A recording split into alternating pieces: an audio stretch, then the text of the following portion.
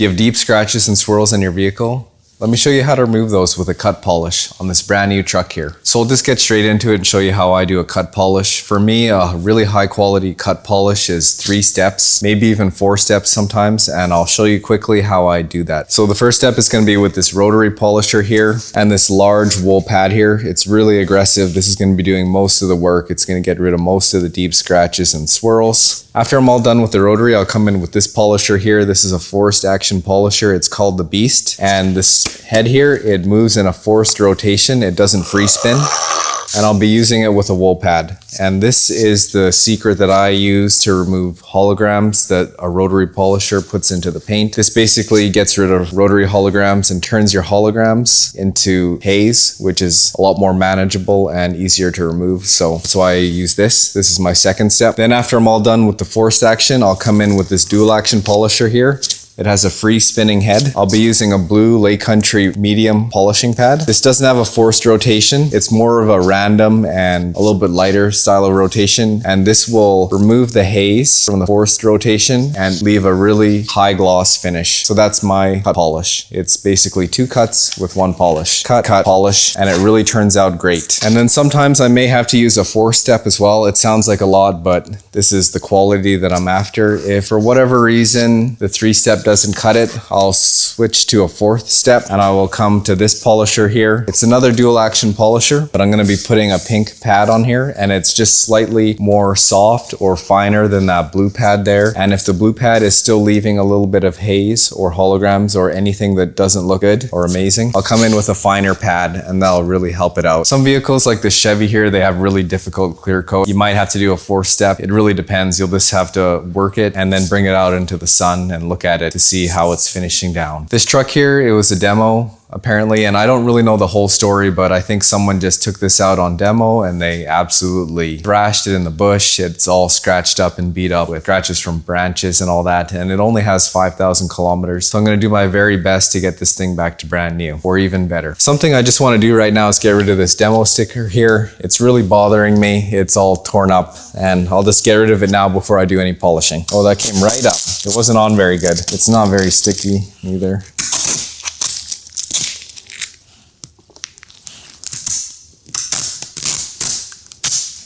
So these wool pads here, they're really dry and all that, and I liked all of my pads to be slightly damp, so I'm just gonna season them, and I like to just season them with a bit of water here, and I'll show you that quickly. So right here I just have a bucket of water. That's all this is, and this is basically the same thing. It's just water in a pad washing station, and I'm just gonna get it damp because I don't like dry pads. I like wet pads so that to keep the dust down.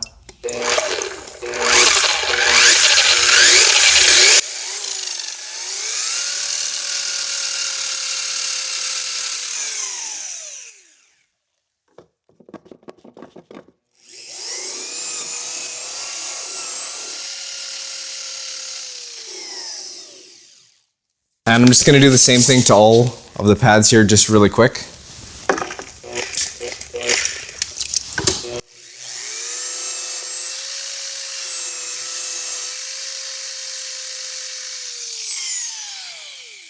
So I like using the rotary to clean and pre-moisten all of the pads. I don't like using the dual action or the forced action to clean the rotary. The rotary does the best. It spins the fastest. It spins them out the driest. So they're just barely slightly damp. That's what I like. Try it out. It might help you out. There's a couple big scratches here, at least 1, 2, 3. And oh, I picked this panel here because this is the worst one that is most visible in the shop right now for the video. So that's why I'm working on this one. And I'm just going to do a complete cut polish on this panel here, start to finish. I don't know if I usually always do it like that. I think I tried to do the whole side. It really depends on my mood. Sometimes I'll do a whole vehicle, half a vehicle, or I'll go panel by panel. It just doesn't. Depends on my mood, I guess. So anyway, we got 3 scratches here that go basically the length of the truck. And this one here is the deepest, and then there's 2 others that are not quite as deep, but still really noticeable. So basically what I'm going to do is I'm going to pre-treat these really big scratches here before I even do the 3-step cut polish. So this is almost already starting to turn into a 4-step here. These ones are so bad bat, I'm just going to pre-treat them with my really small 1-inch rotary. I was just thinking there how much I really don't like this rotary tool here because it's not very powerful. My big one's so much more powerful, but this step, it will help out a little bit. I wish I had, this is a microfiber pad on here. I wish I had a wool pad, but I just can't find anywhere that sells 1-inch wool pads. I have no choice but to use a microfiber pad. It's not as good nearly in my opinion, but yeah. And here, what I'm using is a Menzerna super heavy cut compound, and it's just the most aggressive cutting compound that I have, so I'll use it on here to start with.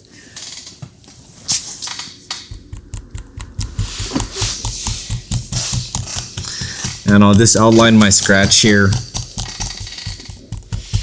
I'm going to be following this dab of compound here for a minute, and I'm going to set my rotary here to the lowest speed possible. Since it's got this microfiber pad on here, these microfiber pads run insanely hot. They run way hotter than wool when you use them on a rotary. Very dangerous on paint, so you got to be really careful. You want to use it on the slowest setting with the lightest touch, and then go from there and take your time. Because if you go too fast with a microfiber pad on a rotary, you'll basically literally light this pad on fire, and that's not good for the paint.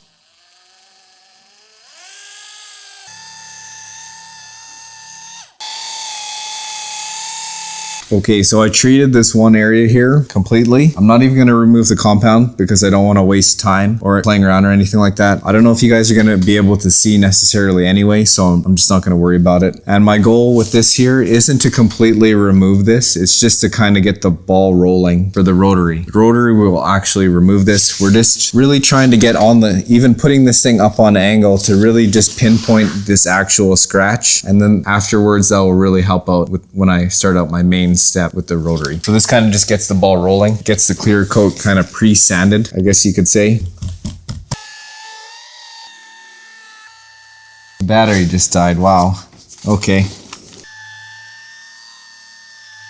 So I pre-treated those 3 big scratches on here. If I were to wipe this off, I don't think they'd be completely gone. I'm just kind of getting the ball rolling in these locations here so that when I do run over it with the rotary, that it's really going to bring the top layer of clear coat down and get those fine scratches removed from the tree branches. So I'm ready to switch to the rotary now, and I'm just going to put some earplugs in because these tools are loud and I don't like listening to them. Usually I listen to music with my AirPods.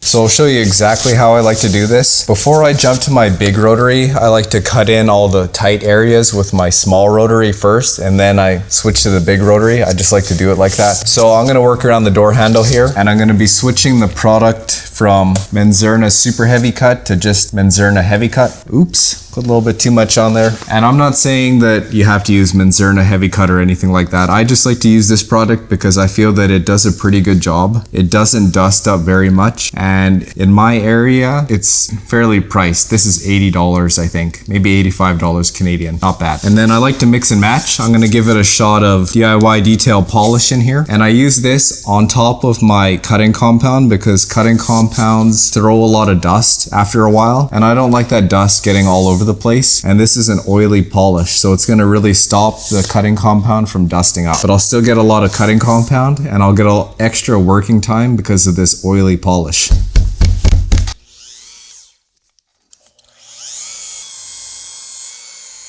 I forgot to mention, but when you see me using this rotary, I use it a little bit different than maybe most people would suggest to use it. So when I'm using the rotary, it's really aggressive and I push really hard. So I move faster because of how aggressive this tool is and how much pressure I'm applying. So it's kind of just a technique thing where I'm balancing out how aggressive I'm using this tool with how fast I'm moving it so that it's not actually too aggressive on the paint, cutting my polishing time down. When I'm using a dual action, I go slower and I take my time to make sure that it finishes down properly. It's just a different tool and the tool has a different motion. So I move slower because of that tool. But this rotary here, you can really throw a rotary around pretty quickly because we're not worried about it finishing out properly. We're just trying to get the cut, a good quality cut. And right now, just to start out and work my material around, I'm using my rotary on its lowest setting, and that's 1. And when I'm ready, I'll probably move this rotary up to about a 3 or a 4.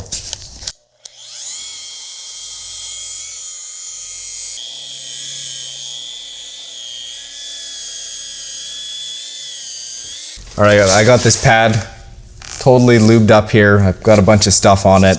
I've got that Manzerna heavy cut and the DIY detail.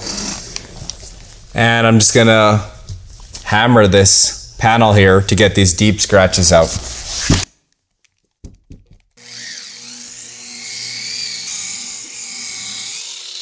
I like getting my material spread around, and now I'm gonna attack these lines here, and then I'll just go over the whole panel evenly after that.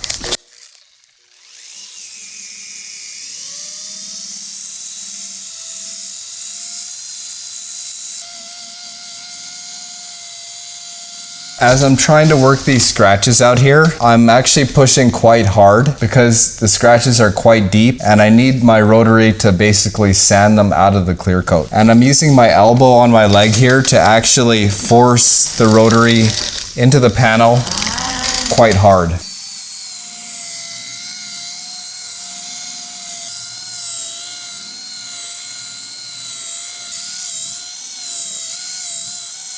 So when I first started using this tool, I always tried to use it flat because a lot of people say to use the rotary flat. People just have different styles of polishing. And for me, I found that I didn't like leaving it flat. It's been so long now since I stopped using it flat, I can't even remember why I don't like using it flat anymore, but I think it's because it's kind of jumpy. I like using it up on edge because it's easier to use, it doesn't skip around, and it also feels like you can get a lot more aggressive and a lot more accurate. You have a lot more accuracy when you put this rotary up on edge. You can really get into tight areas and also in concaved areas and on top of convex areas. So that's why I like using the rotary up on edge. It's an awesome tool. It gets anywhere. This big pad can almost get on any area. You don't really have to go to a smaller pad. Kind of rare. Another reason why I put it up on edge like this is because it runs a lot colder. When you have it flat face, it gets a tendency to be kind of hot, and you don't want your polishing to get too hot. That's sort of a big no-no. So when you put it up on edge, you're working a smaller area, and what I kind of feel like is that since you've got such a big pad here and it's up on edge, it feels like it also kind of cools the area down that you're working on as you're moving it around quite quickly because so much airflow is happening from this big pad here. So that's why I like to use my pad up on edge. That being said, when you put it up on edge like that, it really hammers holograms into the clear coat, and if you don't know how to finish down properly, it's going to look really horrible. So there is that takeaway, but as long as you know how to finish down properly and you take the time to do it right, it's not going to be a problem, and it's going to be super worth it because when you put this rotary up on edge, it cuts these scratches and swirls out of the paint so fast.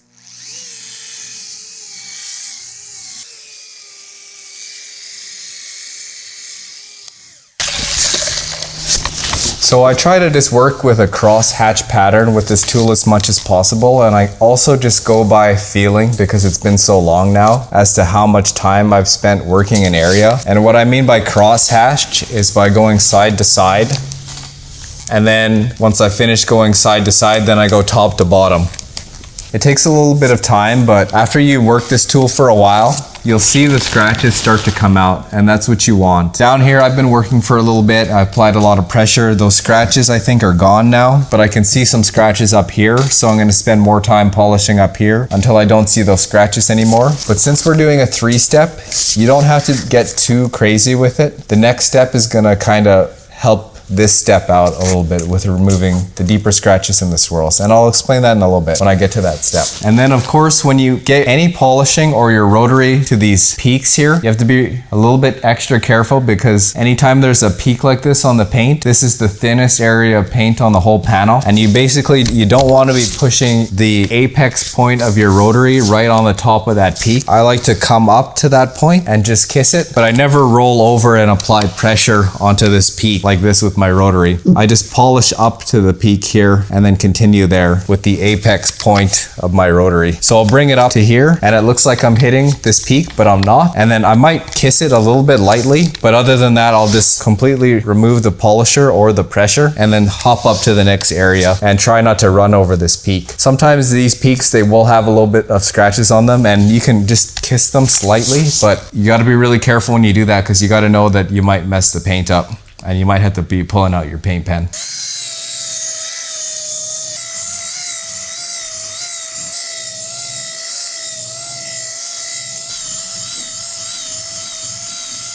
So I'll just explain something really quick with my cart here and my polishers. I've talked about it a lot in my other videos, why the cords on my polishers are so short, because I often like to use 3, 4, 5, or 6 polishers at once. You end up having too many cords all over the place. It's a big headache. You can't roll your cart around and you're tripping over the cords. So I cut all the cords off of my polishers and I just have this one extension cord. And the nice part about it is that I can have these polishers hanging off of this cart without a big mess of cord. And I can just grab whichever polisher I want quickly and interchange the polisher, just like so. I want to switch to my 3-inch and now it's just right here and it's quick and easy, and I've got a fully powered 3-inch polisher, no battery. It's going to have a lot of horsepower.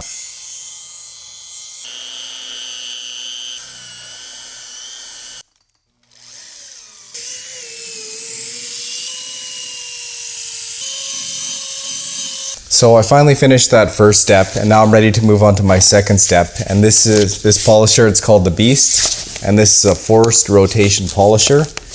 It doesn't free spin. It's almost like a combination between a rotary and a dual action or a random action polisher. If you grab this thing, you cannot stall it out.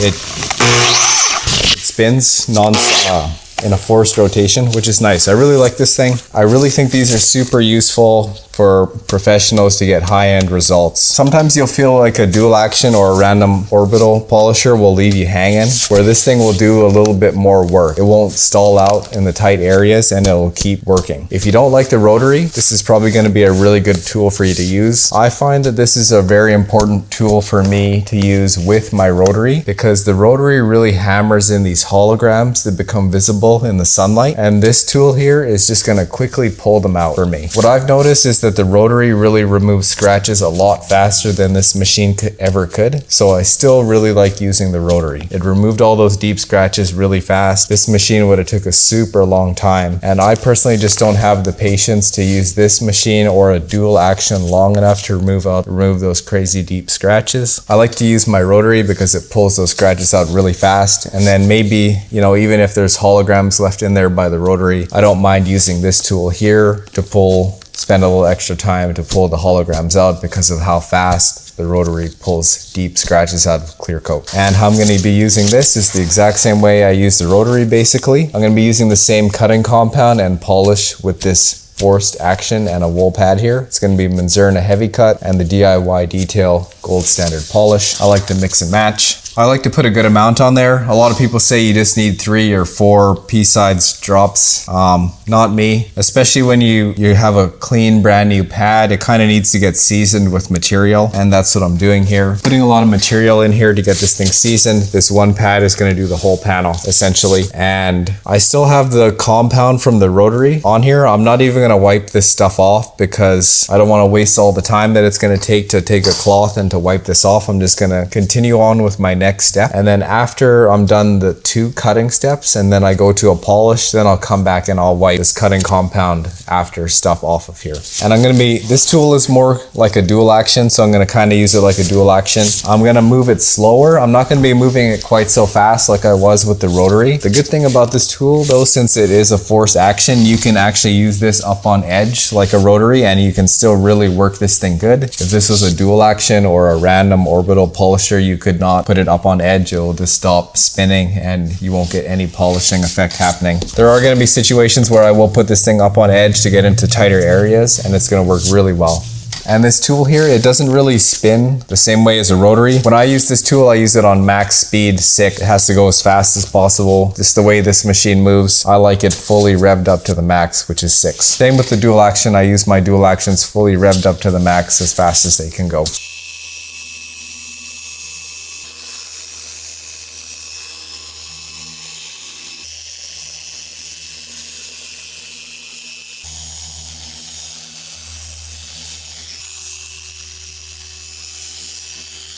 This door handle here, it's a painted piece of plastic, so you can't really use your rotary on painted plastic. You can, but just know that when you do, there's a very high chance you're going to mess up a piece of painted plastic. It's going to just rip the paint right off of the plastic. The forced action's a lot safer than the rotary for whatever reason. Rotary is just too aggressive for plastic parts that are painted. So this plastic door handle here, it's really scratched up. I am going to use the forced action on a bit to try and clean it up a little bit. There's only so much you can get out of plastic painted parts as opposed to metal painted parts. The paint just sticks onto the metal so much better and it goes on there so much thicker for whatever reason. You can actually correct it, but not on plastic that is painted.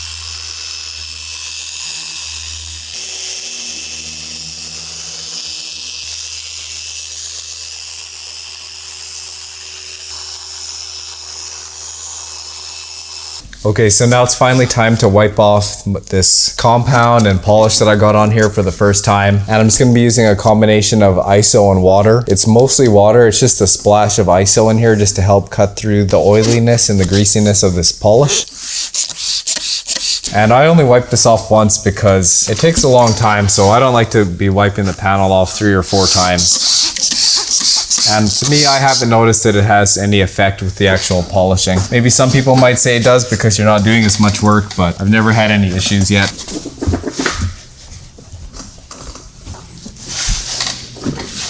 So as you can see here, those 3 big scratches that were in here are completely gone. It's really hard to see on this color of paint, this blue here, the scratches, it hides them pretty well. I can't really see them on camera too good, but in person I can see them pretty well. This was a scratch here.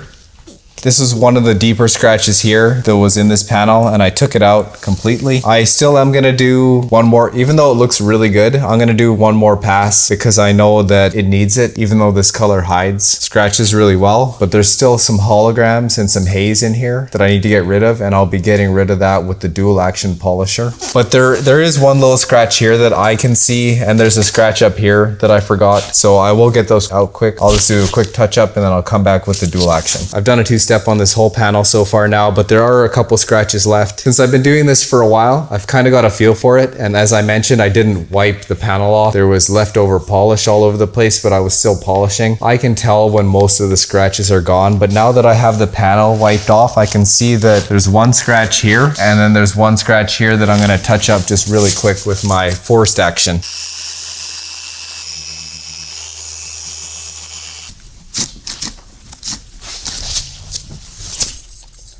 Now I'm on to the last step here. It's the dual action polisher with the blue Lake Country polishing pad. I really love this polisher. It's amazing. This one's called the Roops 21mm Mark V Bigfoot. It's just a great machine. It's expensive. The motor in it feels really good, powerful. It has absolutely massive pads so you can do polishing quickly. I talked about it in other videos. This machine has a problem with throwing pads. So I made a video about how to fix the backing plate on this machine so it doesn't throw pads anymore. So check that one out. Now that I'm at this stage, I'm not going to be using cutting compound anymore. I'm just going to use polish, and I've got the DIY Detail Gold Standard polish here. I really love this stuff. It's greasy, kind of creamy. It has an extremely long working time, like a permanent working time. You can work this polish forever. You can leave it overnight on the panel, come back in the morning and still work it because it's greasy. It hides scratches really well or pulls them out, whatever you want to think, but it does a really good job. I love this stuff, and yeah, I'm a true fan of this product. It works really great.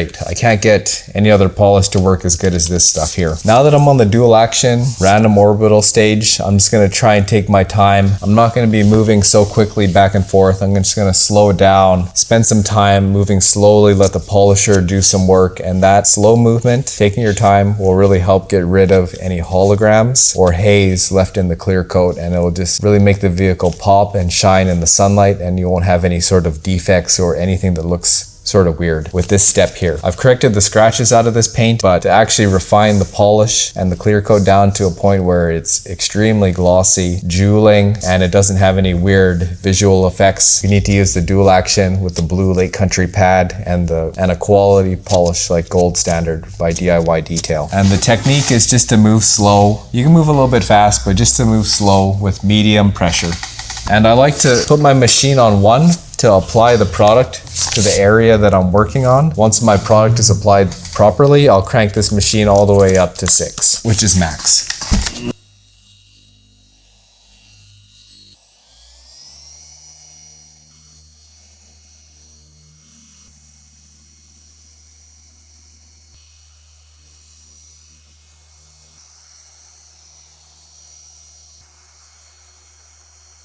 Okay, I think that's about it. I think this panel is almost perfect. I won't know for sure until I back the truck out and I take a look in the sunlight. I always like to do that. I'll take a look with my shop lights as much as possible, but to make sure, absolutely sure, I always bring the vehicle out into the sunlight, and I do like a 360 rotation in the sunlight with the vehicle just to make absolutely sure it looks perfect at any angle. And when I do this technique, it usually does. Maybe sometimes I might find where there's a spot down here where I could have spent a little bit more time, and I'll touch that up after I bring it out into the sun.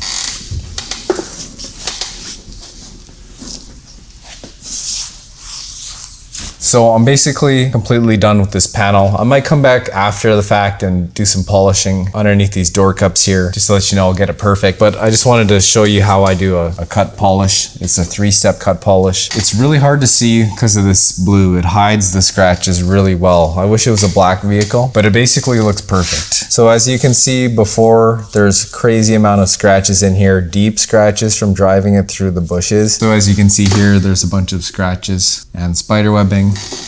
And the 3-step cut polish that I did has removed it on here. Okay, so here there was a big scratch, another deep scratch, and another deep scratch, 1, 2, 3. And that's basically what I moved here was 1, 2, 3 scratches. And I did that with my cut polish, and it looks great. Some other things that I'd like to point out that I didn't bring up at the beginning of the video is that this truck here, it's pre-prepped. I did a really high quality decontamination paint wash on this truck. I washed the truck basically like 3 times, and I pulled all the iron contaminants out with a clay bar and stuff like that. All that's not really what this video is about, but I'll just let you know I did do that on this vehicle. And I also, it's not in the vehicle, but I prepped all the trim pieces. I masked them up with tape and felt cloth there, just to protect the trim, so that when I'm doing this cut polish, that my cutting compound doesn't permanently stain the trim, and it will. I don't like to mess around with that. I spend a lot of time putting a lot of tape on all the trim pieces because I get pretty crazy with my polisher, and it's really easy for me to bump a trim piece and permanently damage it, and I don't want to have to restore the trim if possible. So I spent about an hour or 2 masking this truck up. And also on the hood there was like it has a matte black finish on it, so I completely masked that up so I don't hit it with my polisher and turn the matte black vinyl wrap, whatever it has on the hood there, shiny. And the time it's going to take me to do this entire truck is about 15 to 20 hours all by myself, to do the paint wash, to do the 3-step polish, and to mask everything up. It's about 15 to 20 hours, and that also includes polishing up on the roof of the truck and on the glass as well. All right, that's going to be it for this video. I hope this helped you guys on how to do a cut polish. Everybody does their cut polishes differently, and I just wanted to show you how I do mine and what I have found out that works well for me. Different things are going to work out different for other people. This technique that I just showed you guys here, it took me a long time to figure out how to do this technique. I didn't have anyone teach me, and I just tried to figure it out on YouTube and on the internet, and it took me over a year to figure out how to do it properly. And so that's what works for me, and I hope I explained it well enough. If I didn't explain it well enough, I'm definitely going to be doing more videos in the future. Hope you enjoyed the video. Thanks.